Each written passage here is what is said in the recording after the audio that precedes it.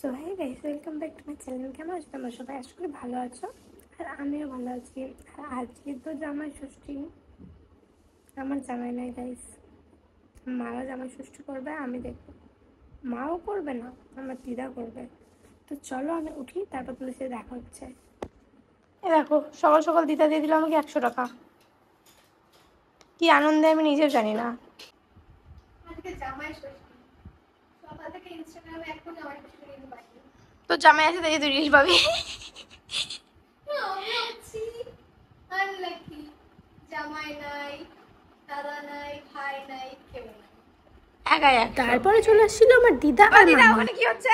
এই যে এখানে ঘুমিয়ে ষষ্ঠী হচ্ছে, ঘুমিয়ে ঘুমিয়ে জামাইয়ের কাছে ষষ্ঠী হচ্ছে। এবার জামাই হচ্ছে বাইরে আর শাশুড়ি ঘুমিয়ে ষষ্ঠী হয়ে যাচ্ছে। এই যে এই যে দেখুন, দেখুন, দেখুন, ঘুমাই ঘুমাই ষষ্ঠী করছে। ঘুমিয়ে ষষ্ঠী হচ্ছে।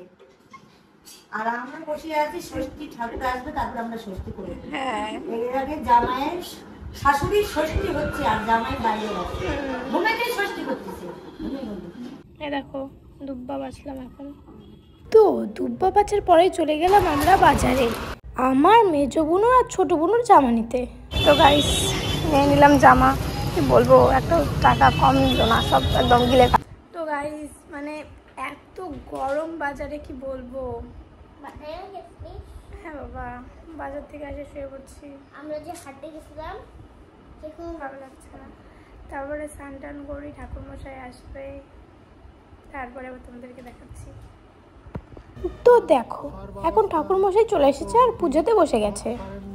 পুণ্ডরীকাক্ষ সাভাজ্য সূচি নামসূচি নামসূচি নামসূচি। তারপরে ঠাকুরমশাই পূজা শেষ করে চলে গেল।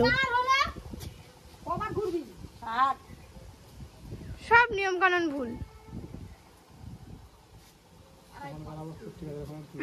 তোমার আর মায়ের তুলে দেবো।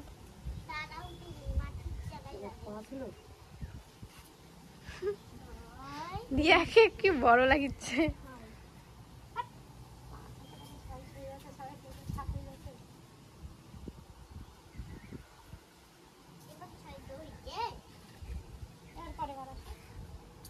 ওখানে যাবো, এখানে দাঁড়াবো।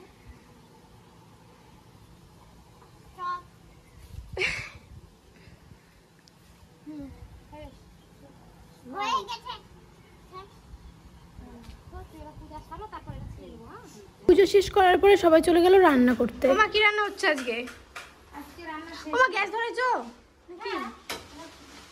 ওখানে এঁচড় হচ্ছে, এঁচড় ভাপাতে দিয়েছি। এই যে এঁচড় চিংড়ি, মসুর ডাল, গলদা চিংড়ি মালাইকারি নাকি, আর এদিকে চিকেন কষা, আর মাটনের ঝোল ঝোল হবে, আর ডালের বড়ি দিয়ে, ওটা কি বলে, লাউ, লাউয়ের ঘন্ট, মিশালি সবজি, 5 রকম ভাজা, সব মিষ্টি দই।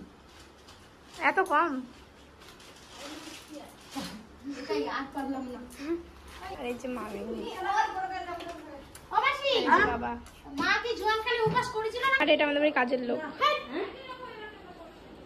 আমরা এখন যাবো ঠাম্মার বাড়িতে, ওই জন্য দাঁড়াই আছি। এই যে এখানে দোকানে জিনিস নিব ভাইদের জন্য, অনেক ওজন আছে ওখানে। এটা হচ্ছে আমার পিসির মেয়ে, আমার বোনু, আর আমার মা ওকে খুব ভালোবাসে, সেই জন্য মা এনেছিল ওর জন্য বৃন্দাবন থেকে কপির ড্রেস। তো ওকে বলছিলাম পরো পরো, তো পরলো না। দেখো ওর জামাটা গোছায় টোছায় ওর ব্যাগে ঢুকাই দিচ্ছে। মানে এত গরমে খাদ্যের যে কত অসুবিধা হচ্ছে গাইস, সেটা আমিই জানি। ঘামের শেষ গাইস, কেমন বলো?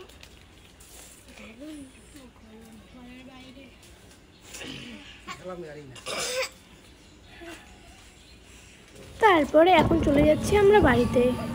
আর বাড়িতে গিয়ে দেখি যে মামা মামি সবাই খেতে বসেছে, আর আমরা তো ঠাম্মার বাড়ি থেকে খেয়ে এসেছি। আর তোমাদেরকে বললামই যে আমার মা ছোট বোনকে কত ভালোবাসে।